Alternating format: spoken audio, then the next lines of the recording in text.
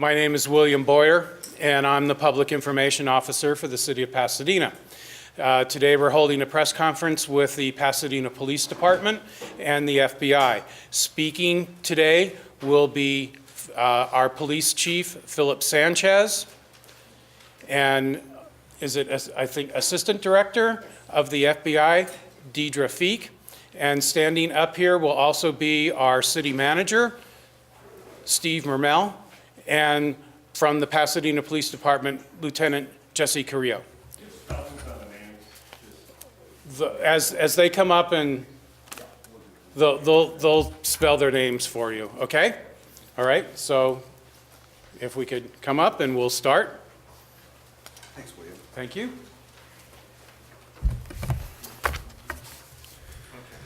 So good morning, everybody. Pasadena Police Department Chief Philip Sanchez, Phillip Sanchez. On February 2nd, 2017, at about 6:08, Pasadena police officers responded to a call of an explosion at the Cheesecake Factory, 2 West Colorado, Pasadena. On arrival, officers immediately entered the location and evacuated customers and employees to a nearby safe location. During their preliminary investigation, Pasadena police officers located a detonated homemade pyrotechnic device in the restaurant. Out of an abundance of caution, the Los Angeles County Sheriff's Bomb Squad was notified and responded to the incident, where they subsequently rendered the location safe. No customers or employees were seriously injured during the incident. Immediately following our initial response, Pasadena police detectives started their investigation in collaboration with the Federal Bureau of Investigation and have been actively pursuing the evidence and leads. As a part of a comprehensive investigation the evening of the incident, field personnel and detectives completed a comprehensive, extensive search, canvassing for witnesses and video evidence from nearby businesses. One video in particular captured the suspect where he fled after tossing the homemade device into the restaurant. The security video from a business in the 300 block of West Colorado captured images of the suspect wearing a white t-shirt and carrying dark clothing originally worn at the time of the incident. It is now my pleasure to introduce my counterpart, Assistant Director in charge of the FBI, Deidre Feek. Thank you, Chief Sanchez. Good morning. My name is Deirdre Feek, and I am the Assistant Director in charge of the FBI for the LA Field Office. I'll spell my name for you. It's Deirdre, Feek, F-I-K-E. The FBI and the Pasadena Police Department have conducted a joint investigation following the explosion on February 2nd at the Cheesecake Factory. Following that explosion, there has been forensic evidence that was collected and resulted in many tips and leads being followed up by the joint investigators. Today, I am here to announce that as we have exhausted those leads, the FBI is offering a reward up to $20,000 for any information that leads to tips and information that identifies the individual or groups involved in this act. This information can be passed on to a tip line that has been set up, and that number will be 1-800-CALL-FBI, and the numbers associated with that tip line is 1-800-225-5324. That tip line will be manned by an individual who can take that information and pass that on to the investigative team. It will also be manned by Spanish speakers if that is needed for anybody calling in with a tip for this investigation. And also, as you call in, there will be options, and I will just note that you will select option 2 to be able to get to the right person to take information on this particular case. In the weeks following the investigation, there was a great amount of tips and leads that were being followed, including the collection of video surveillance that led investigators to follow this individual from the Cheesecake Factory to a nearby supermarket where there was some clear video evidence collected. We are going to release that video today in the hopes that we can get the interest and information from the community who might identify this individual believed to be responsible for that explosion. You will note in the video there's some very distinctive traits about this individual, including a gait in the way he walks where his feet are turned inward. We believe that once this video is released, it will lead to tips coming in to help support the investigation. So at this time, I believe we're going to show the video for your review.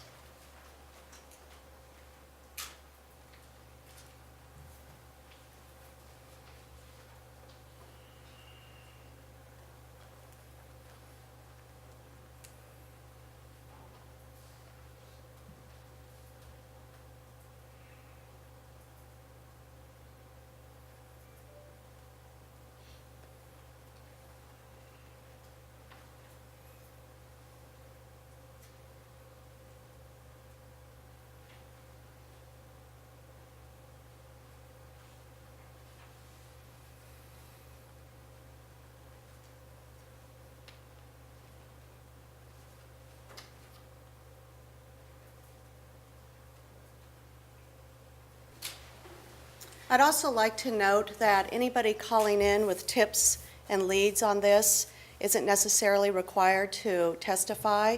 Your information can remain confidential. We are merely looking for leads to help us identify who this individual might be that was involved in the explosion at the Cheesecake Factory.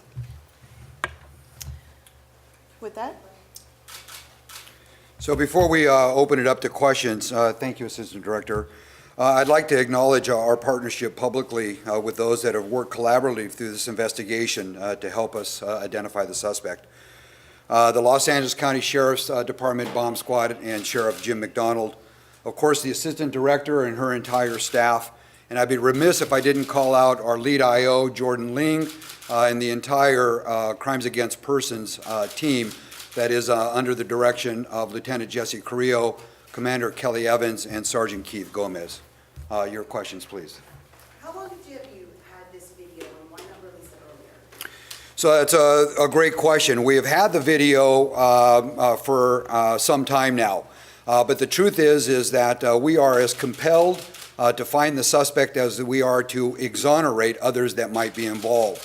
Where I wouldn't want to be is having multiple arrests and no conclusion, just aimlessly wandering about, for a lack of better terms. And so we have followed the leads, we've followed the information, we've worked collaboratively with the FBI from the first day of this incident, and now we believe it's the appropriate time to release this information so that we can hopefully identify the subject and bring him to justice. Is there a belief that there may have been other people?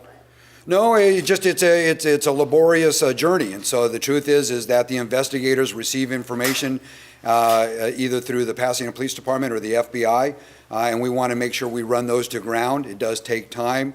Our investigators are very busy. This is an important case. They work a lot of important cases. Chief, do you have any video of him throwing the device in the store, in the restaurant, the Cheesecake Factory?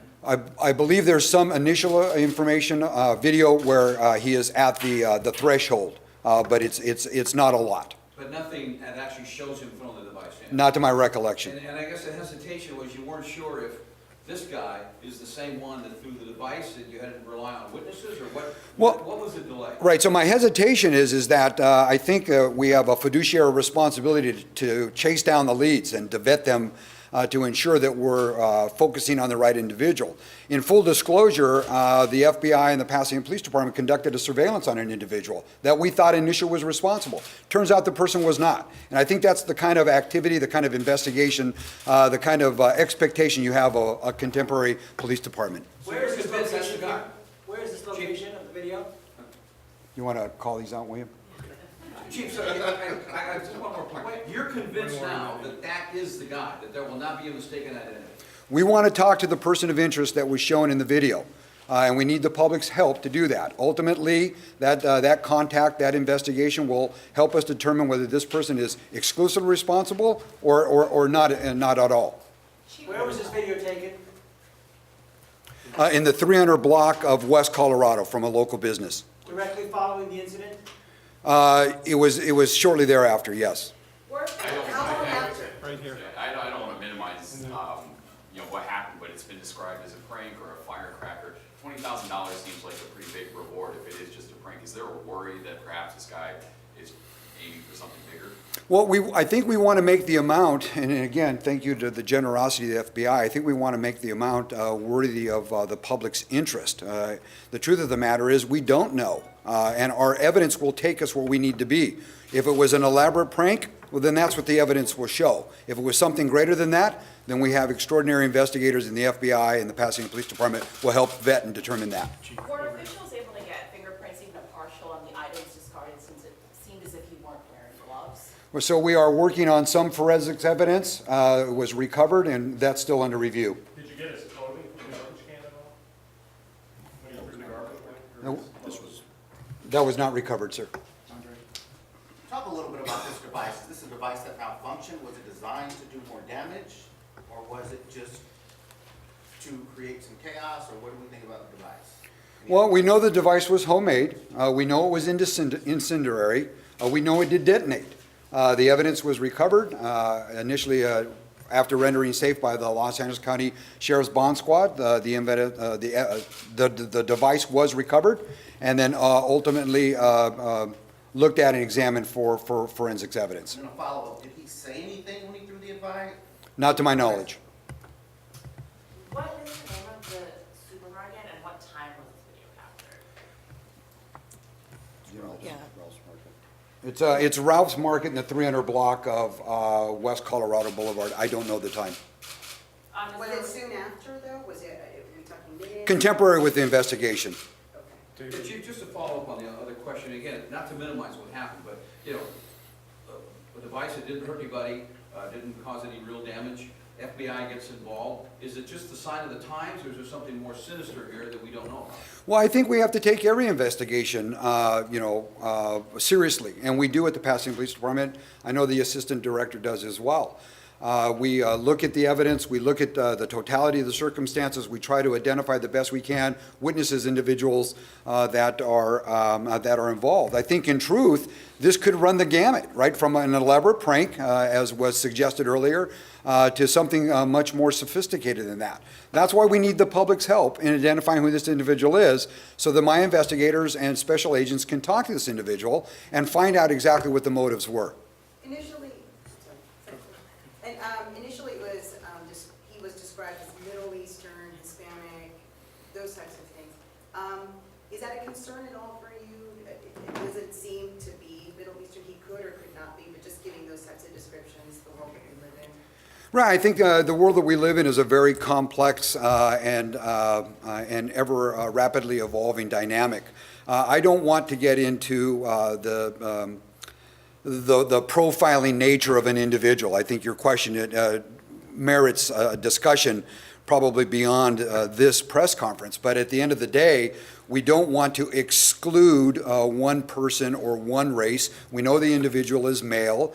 You've seen the evidence as we have seen the evidence. Again, we're asking for the public's help to help identify this individual so that we can delve into these kinds of issues, and then that information naturally will become available. You said you did surveillance on another person. Can you describe what surveillance means and what lens you went? So for the purposes of your question, surveillance means we watched the person. Next question. Did you interview him? Did you talk to him? Did you detain him or arrest him at any point? What is the? No arrests were made. So, Did you maybe- speak to him? Did you interview him? Yes, ma'am. Yes. maybe one more question, anything directly for the FBI? I know. Well, as this guy fled, he fled south on Fair Oaks Can you come Avenue. to the mic, Assistant Director? Sure. So this guy fled south on Fair Oaks Avenue, and that's a pretty busy thoroughfare. Is there any footage of him as he fled down down the street at all? There is video surveillance footage from other businesses which helped lead us to this video, which we showed today. Some of the other video wasn't quite as clear, but it developed a pattern of where he left from the Cheesecake Factory, and then upon obtaining this evidence here in the supermarket was the clearest video that we had, so we wanted to release that. So do we have an idea of the streets and the travel he made as he went to that Ralph's? It's just about a mile away.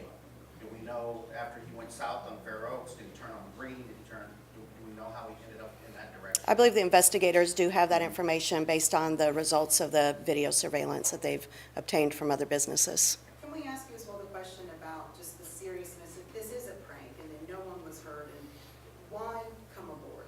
Well, until we really identify who the individual is, determine the motive for this action, and have an opportunity to interview him and any associates, we really don't know. A lot of times devices may not detonate the way they were supposed to.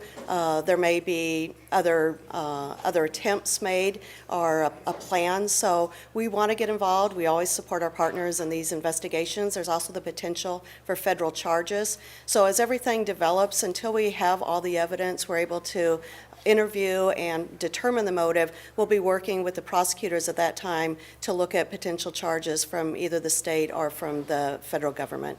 So the elephant in the room, was this a terrorist attack?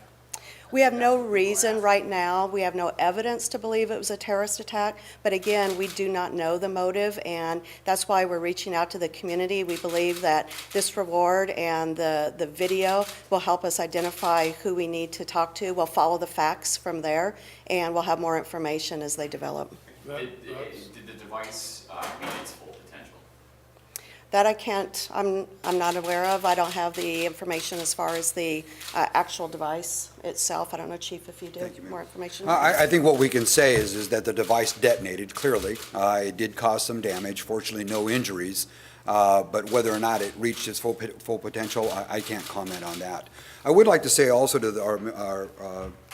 the broadcast media and to our print media as well, is that this is not the first time we've worked with the FBI. If you've covered anything in the city of Pasadena, you know as we approach any major event, whether it's the Rose Bowl or the Rose Bowl game, Rose Parade, major events at the iconic Rose Bowl Stadium, that we frequently engage the FBI about terrorist assessments, whether it's through the JRIC, the Joint Regional Intelligence Center, or in our direct conversations with the assistant director or her team.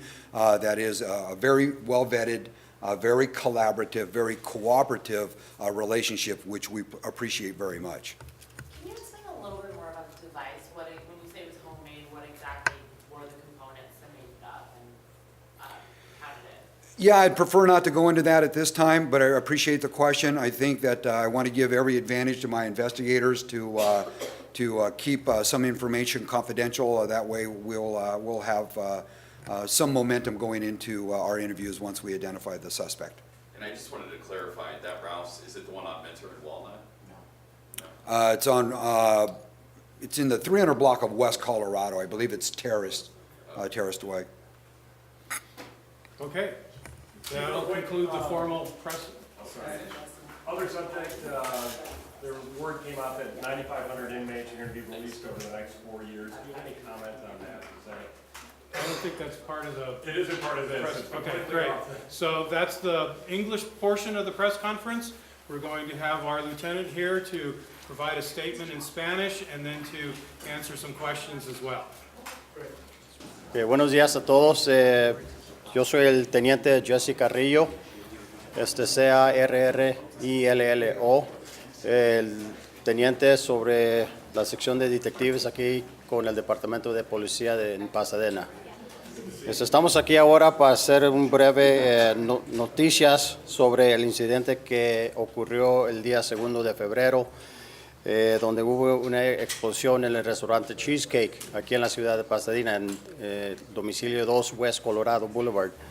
Desde cuando ocurrió este incidente, recibimos llamadas sobre una explosión que ocurrió en ese restaurante.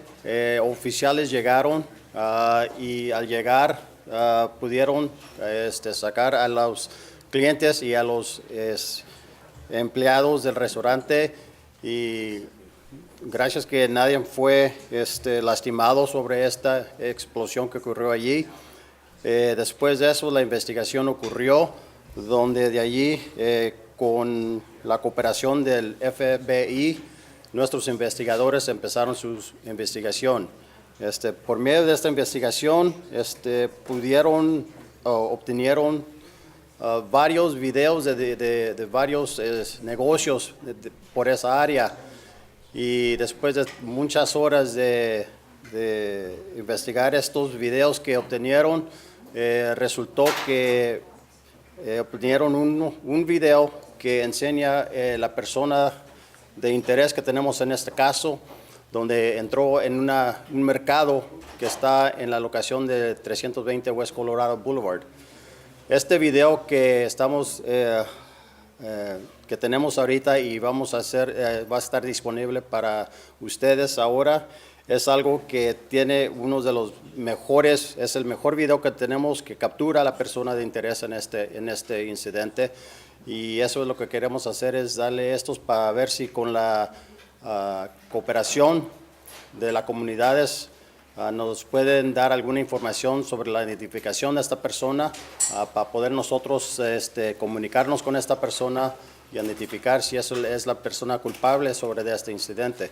Esta cooperación se realizó por medio de la colaboración de nuestro departamento con el FBI, que por medio de la FBI ha asignado hasta $20,000 disponibles para información sobre la identificación de esta persona y con eso ahorita estamos disponibles por medio de el hotline que está disponible para las personas que podrían llamar a este número, y en ese número es donde de allí es donde se va a estar, pueden dar la información, cualquier información que tienen. Esa información que se obtenga se va a pasar a los investigadores, y esos investigadores van a hacer la investigación para averiguar, ver si esta es la información que nos han pasado, posiblemente nos va a dar paso para la identificación de la persona de interés en este caso. ¿Alguna pregunta? ¿Cuál es cómo saben que él es la persona que Lo que sabemos que esta persona es la persona que es de interés. Aunque no hubo video que enseña la persona a tirar el explosivo adentro, sí hay varios, como comenté, hay varios negocios donde pudimos obtener videos que nos enseña el paso que tomó inmediatamente después del incidente. O sea que se fue sur por la Fair Oaks Avenue y por allí obtenemos un video que nos enseña, y de allí varios otros videos que nos enseña el paso que tomó, y no fue hasta que dimos con este video, que es el más mejor que posiblemente que podemos tener o ofrecer disponible para ustedes, donde nos enseña la cara de esta persona. Pero sí, hubo varias horas de investigaciones verificando esos videos para estar seguros que sí estamos hablando de la persona que tenemos ahorita aquí. ¿Qué hacía esta persona ahí en la tienda?